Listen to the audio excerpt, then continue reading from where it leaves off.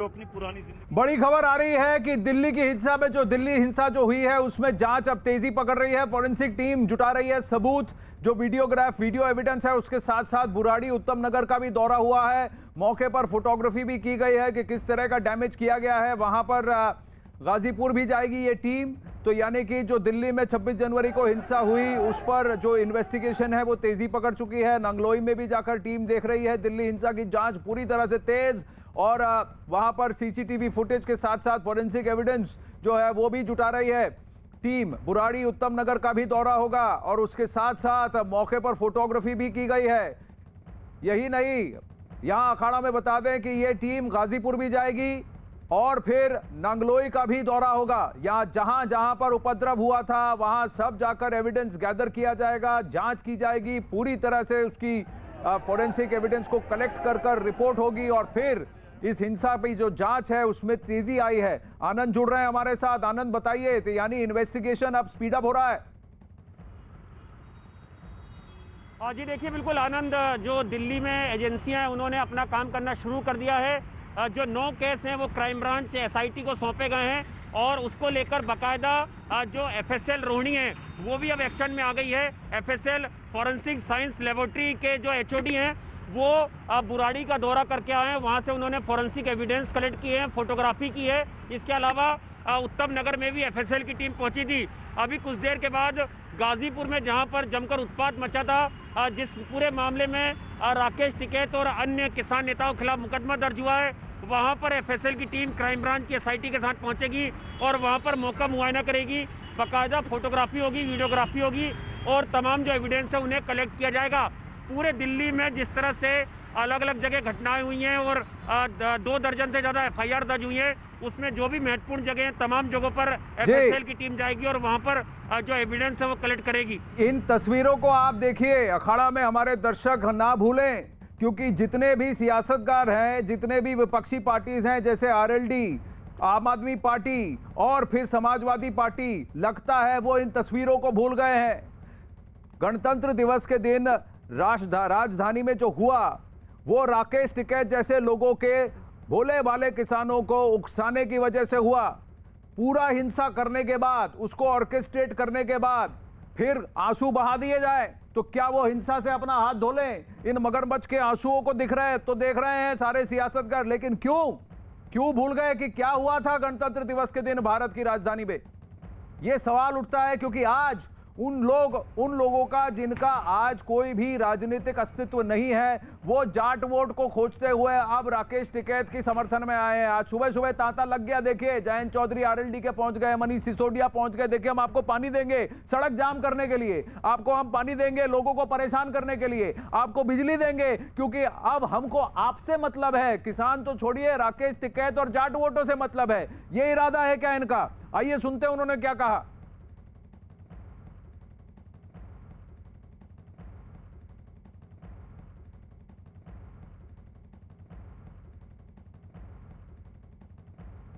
अभी तक जिन लोगों को संज्ञान में लेना चाहिए था और एक ईमानदारी से प्रयास करने चाहिए थे हल निकालने के, उन्होंने नहीं किया। ये अपमान रोज हो रहा है। किसान नहीं चाहता यहाँ बैठा रहे, भैया हल निकालने के लिए यहाँ तक आया। अब आप आगे का क्या रहेगा? आपका क्या आप लोगों की रणनीति रहेगी? क्योंकि अब आप भी पहुंच चुके हैं। देखिए, मेरी रणनीति वो रहेगी, जो किसान की इच्छा होगी, जो यहाँ बैठे किसान तय करेंगे, उसके साथ हम रहेंगे। क्या आप चाहते हैं और विपक्ष पार्टियों के साथ मिलकर जो है आप भी किसानों को समर्थन? विपक्ष की सारी पार्टियां लगातार इस मुद्दे पे अपने अपने तरीके से विरोध दर्ज कर रही हैं। कुछ संसद के अंदर कर रही हैं, कुछ संसद के बाहर कर पा रहे हैं। तो ये सरकार को सोचना चाहिए। ऐसा नहीं कि 5 साल का ही उनको लाइसेंस मिला है, हमेशा की वोट नहीं मिली। और मैं यहाँ से जाऊंगा बड़ौद, क्योंकि वहां भी शांतिपूर्वक किसानों पे बल प्रयोग हुआ। रात में, देर रात में पुलिस वहां गई। पर पहुंचे हैं दिल्ली के उप मुख्यमंत्री मनीष सिसोदिया। सर, क्या कारण रहा गाजीपुर बॉर्डर? गाजीपुर बॉर्डर में देखने आया था कि दिल्ली सरकार की ओर से जो किसानों के लिए गाजीपुर बॉर्डर पर पानी की, टॉयलेट्स वगैरह की व्यवस्था की गई है, वो ठीक चल रही है क्या? उसमें कोई दिक्कत तो नहीं आ रही है और मुझे खुशी है कि दिल्ली सरकार की ओर से किसान भाइयों के लिए यहाँ व्यवस्था की गई है। जी सर, 26 जनवरी की जो हिंसा हुई है खासतौर पर लाल किले पे जो हुई, उसके बाद आंदोलन का रुख भी बदला हुआ नजर आ रहा है। पहले तो आपकी क्या प्रतिक्रिया है उस दिन की हिंसा? नहीं, 26 जनवरी की हिंसा को तो कोई भी सही नहीं ठहरा सकता। सकता है। जो भी हुआ वो अनफॉर्चुनेट था, लेकिन उसकी नौबत किसने आने दी? अगर 26 जनवरी की हिंसा को कोई सही नहीं ठहरा सकता तो फिर इन किसानों का समर्थन क्यों, खासकर उस शख्स का जिसने किसानों को भड़काया, जिसके बयान थे कि आप लाठी लेकर आए, हम तो लेकर जाएंगे ट्रैक्टर लाल किले पर तिरंगा फहरेगा, लेकिन तिरंगे का अपमान किया गया। और फिर उसके बाद ये इमोशनल ड्रामा और ये मगरमच्छ के आंसू ये दिख गए लोगों को। लेकिन स्थानीय लोग अब परेशान हो चुके हैं। अब आप राजस्थान और हरियाणा के बॉर्डर पर नजर डालते हैं। शाहजहांपुर में जहां आंदोलन कर रहे किसानों को बहुत बड़ा झटका लगा है। शाहजहांपुर में हुई किसानों की बैठक के बाद किसान महापंचायत ने आंदोलन से हटने का ऐलान कर दिया है। किसान महापंचायत के नेता रामपाल जाट का कहना है कि वो दिल्ली में 26 जनवरी को हुई हिंसा से दुखी हैं और खुद को आंदोलन से अलग कर रहे हैं। भवानी सिंह हमारे साथ जुड़ रहे हैं। भवानी, देखिए उस महापंचायत में क्या यह फैसला ले लिया गया है कि अब हम हट जाएंगे और जो वहां सड़क जाम कर रहे हैं उनको भी हटना पड़ेगा? देखिए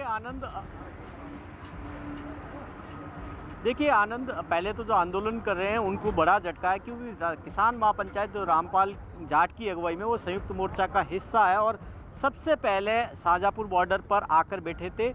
उन्होंने कह दिया कि दिल्ली में जो हिंसा हुई, तिरंगे का अपमान हुआ, उसके बाद में वो आंदोलन के साथ नहीं है। दूसरी बड़ी बात यह है कि यहाँ के स्थानीय लोग, आज 42 गाँवों की महापंचायत शुरू हुई है, कल भी इकट्ठे हुए थे, आज इकट्ठे हुए हैं हाईवे खाली करवाने की मांग को लेकर। मैं उसी महापंचायत में एक तस्वीर आपको दिखाना चाहूँगा कि इस वक्त चल रही है, इस वक्त महापंचायत चल रही है और फैसला किया जाएगा कि किस तरीके से खाली कराया जाए। लगभग मोटे तौर पर महापंचायत में सहमति है कि खाली करवाया जाए हाईवे। अब सिर्फ ये रणनीति तय की जाएगी किस तरीके से हो। एक पेच है आनंद, सबसे बड़ी बात है कि जो आंदोलनकारी बैठे हुए वो राजस्थान की सीमा में, राजस्थान हरियाणा बॉर्डर पे, और राजस्थान सरकार ने इस धरने को, इस आंदोलन को बचाने के लिए लॉजिस्टिक सपोर्ट ने केवल दिया। इसके अलावा राजस्थान पुलिस की सुरक्षा कड़ी कर दी गई है वहां पर। भवानी, मैं आपकी ओर रुख करूंगा 2 मिनट में, लेकिन एक बहुत बड़ी खबर आ रही है वो भी बंगाल से, जहां तृणमूल कांग्रेस को एक और बहुत बड़ा झटका लगने